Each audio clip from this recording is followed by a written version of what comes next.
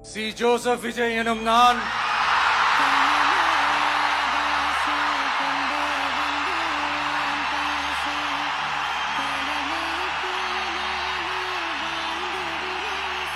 சட்டப்படி அமைக்கப்பெற்ற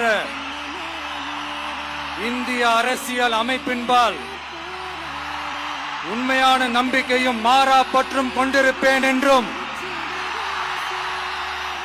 இந்திய நாட்டின் ஒப்பில்லாத முழு முதல் ஆட்சியையும் ஒருமையையும் நிலை நிறுத்துவேன் என்றும்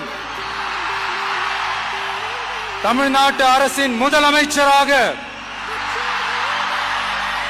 உண்மையாகவும் உளச்சான்றின்படியும் என் கடமைகளை நிறைவேற்றுவேன் என்றும்